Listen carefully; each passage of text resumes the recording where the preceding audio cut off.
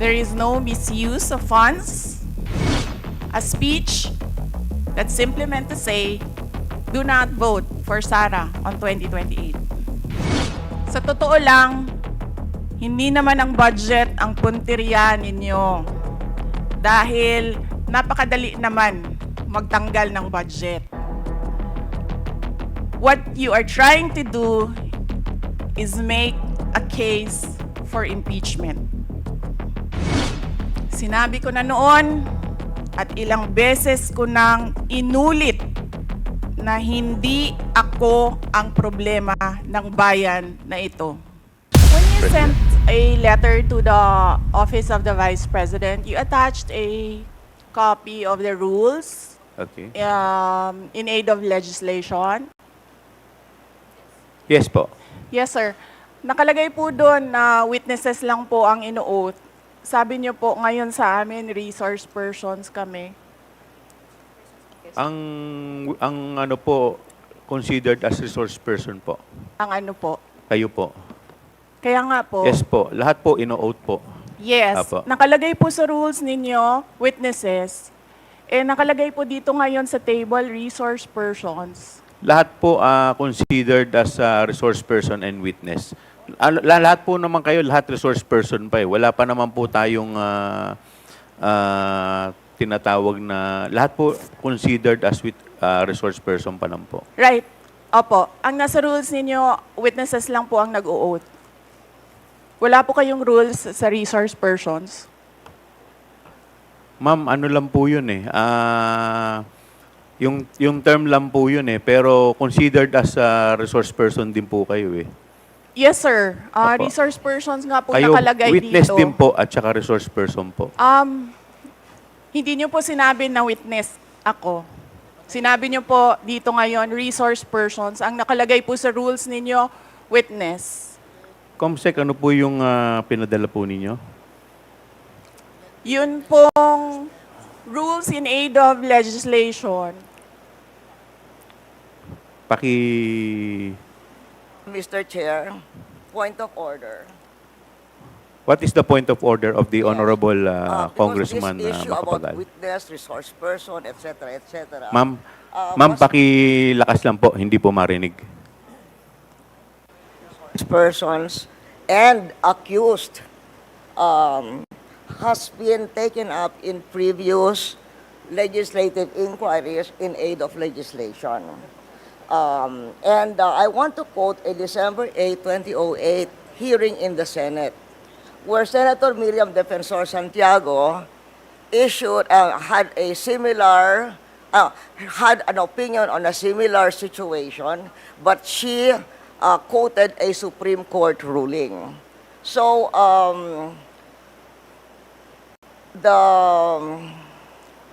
the Constitution provides that no person shall be compelled to be a witness against himself. The Supreme Court has repeatedly emphasized that there is a difference between a mere witness and the accused. And it can appear from statements and privileged speeches that there is that a person who is the subject matter of an adverse privileged speech is not a mere witness or a mere person of interest, meaning a suspect. She is in fact accused of what seems to be a criminal case for violation of certain criminal laws, including malversation of public funds. And there is a case quoted in 2007, Standard Chartered Bank versus the Committee on Banks, where the court repeated the rule that an accused occupies a different tier of protection from an ordinary witness. So, where the court said, Supreme Court said, whereas an ordinary witness may be compelled to take the witness stand and claim the privilege at each question requiring an incriminating answer is shot at him, an accused may altogether refuse to take the witness stand and refuse to answer any or all questions. So that has been and then Mga kababayan, ladies and gentlemen, assalamualaikum, warakmatullahi wabarakatuh. Madayaw, mayong adlaw, kaninyong tanan. Magandang araw sa inyong lahat. The officials of the Office of the Vice President, as well as each and every one of our satellite office leads, were in receipt of a letter from the chairman of the Committee on Good Government and Public Accountability dated September 13, 2024, requesting our presence or that of our duly authorized representatives in today's initial deliberation with preliminary determination on privilege speech number 379. In view of the said letter, I am appearing before you today not only as the head of office, but more importantly as the duly authorized representative of all officials of the OVP. Simply because we have not done anything wrong. There is no misuse of funds. If there are audit findings, we shall gladly respond to them before the Commission on Audit. And if there are legitimate cases to be filed, then we shall gladly respond to them before the appropriate courts.